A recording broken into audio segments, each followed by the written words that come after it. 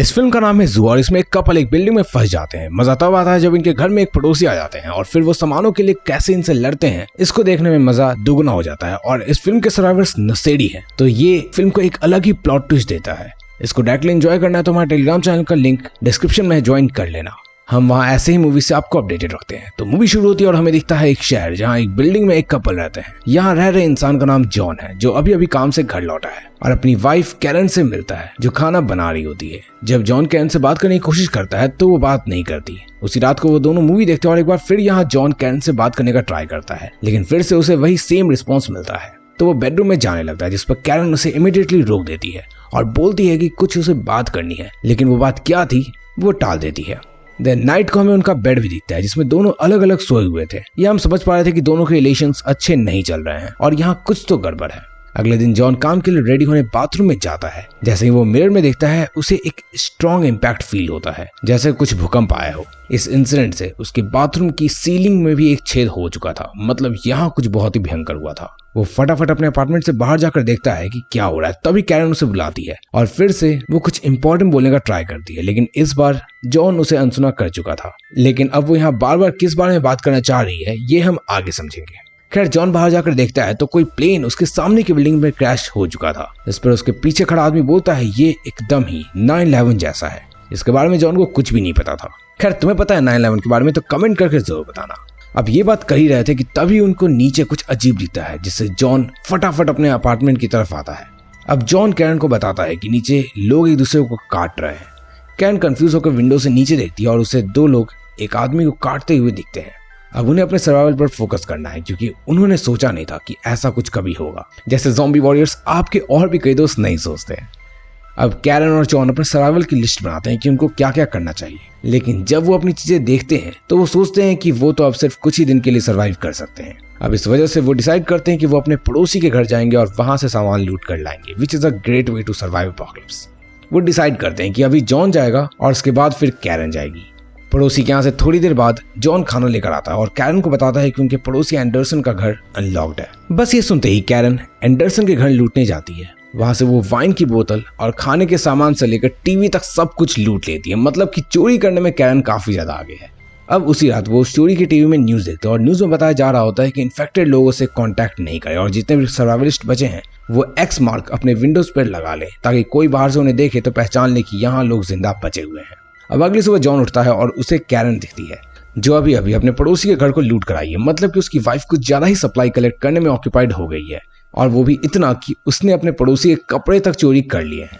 खैर बता दूं यही पड़ोसी आगे उनसे दोबारा मिलने वाला है।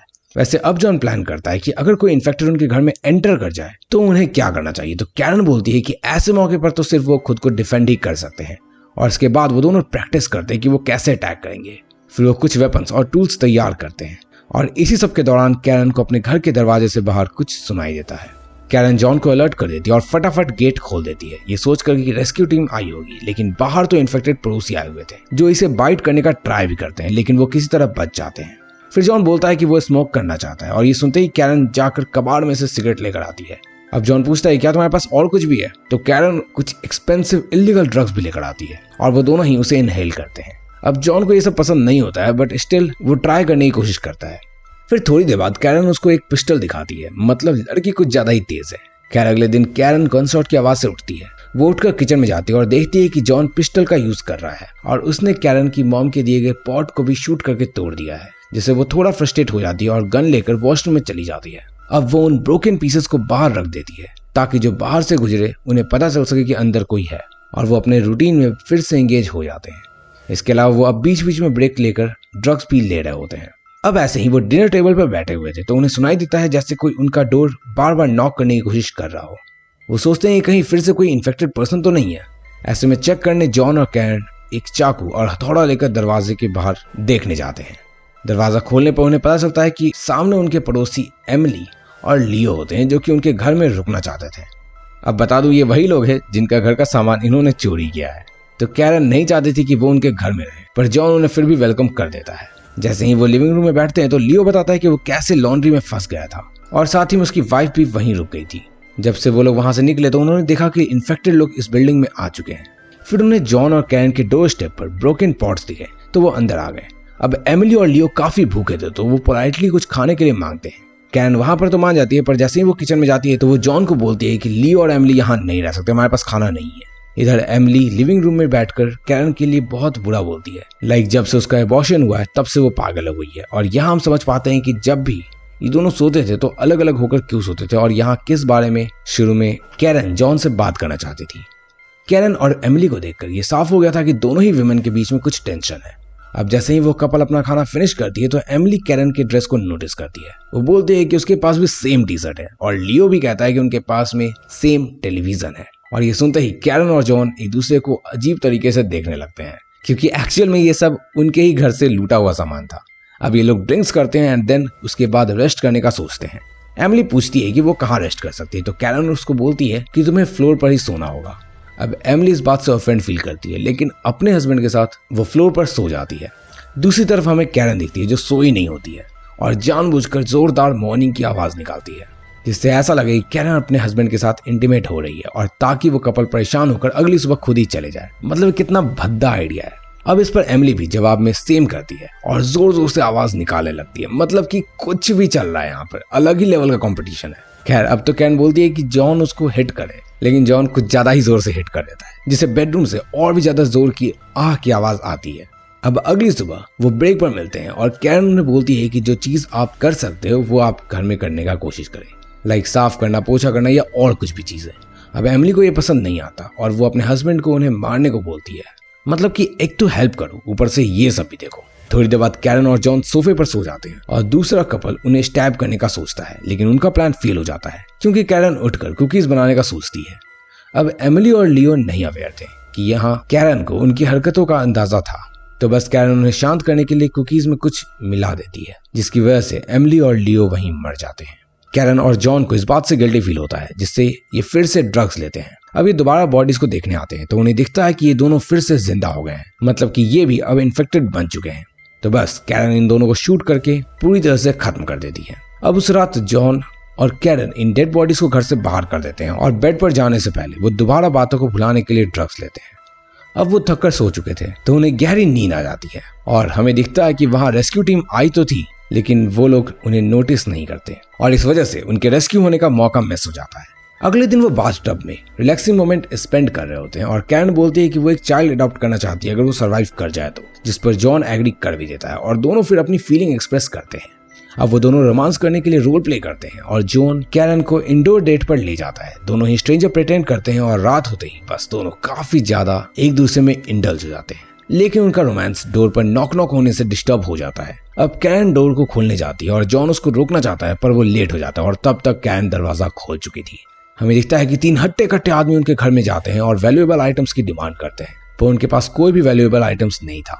अब उनका लीडर जॉन को मारने को कहता है और कैरन को सेक्सुअली असॉल्ट करने को, लेकिन कैरन दिखाती है दम और एक इंसान के फेस पर कुछ फेंक कर उसके गर्दन में चाकू भोंक कर उसे मार देती है और बाकी 2 आदमी को जॉन गन से शूट करके रूम में ढेर कर देता है।